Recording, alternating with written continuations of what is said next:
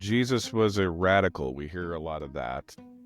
It's difficult to explain this without sounding critical, but I'm going to say that it's actually from a replacement theology perspective first, and I'll explain why I say that. If we can pose Jesus as a complete radical, and he's radical against Judaism, of course, it helps sell the narrative that Jesus changes things. So it's convenient for that. It helps strengthen that case. In that sense, no, I don't think Jesus is radical. They'll start with the big things, like Jesus changes Sabbath, or Jesus argues against Torah law and all of that, none of which is obviously actually true. But again, the Christian radical Jesus has a big mission.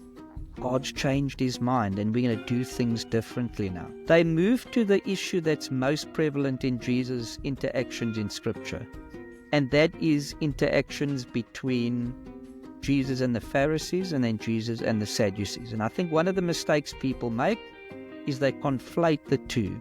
They don't know when to separate. Is Jesus talking to Sadducees or is he talking to Pharisees? And that in itself creates a problem, because it becomes Jesus against all of Judaism. Jesus spends a lot of time with Pharisees, because he does. And in the time with Pharisees, there's a lot of discussion going on. There's a lot of sarcasm. And to the Western mind, when you are direct and straight to the point and you don't mind using a bit of sarcasm, it's not always received well, because the Western mindset follows the same pattern. Oh, Jesus argued with the Pharisees. That must mean they were always in disagreement with each other. You see, he went and argued with these guys. Like, he's telling them how wrong they are. And he's telling them they're wrong because he's going to change others' up. So that's where that radical idea actually comes from. That's from the Christian side. In Jewish culture, in rabbinical culture, debate is a form of worship.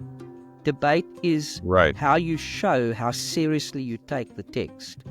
So and just because two Jews argue doesn't mean that they hate each other or they're like sworn enemy. Myself and Paul and a few other people are in a very serious debate with an Orthodox Jew.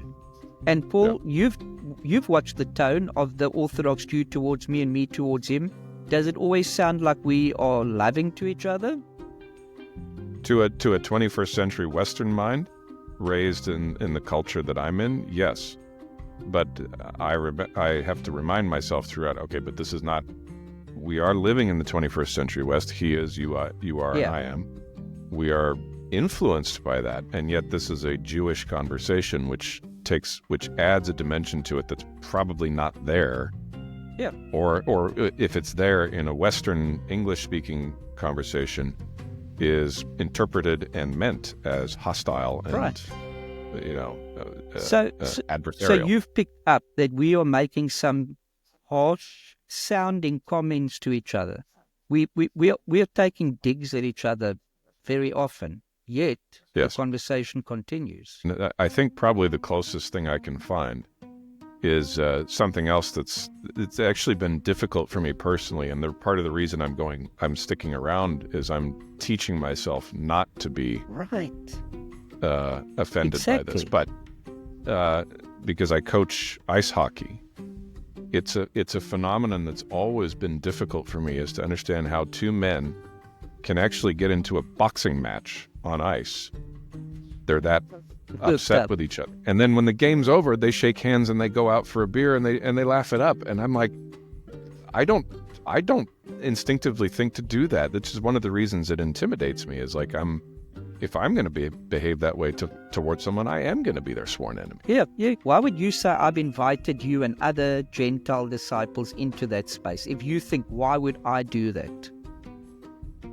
Well, I mean, it's essentially the same thing that, in a way, that the Gospels do. It's mirroring, because Jesus chose to have these debates in public, and have them recorded. But in the book, that's one of the things we mention is like if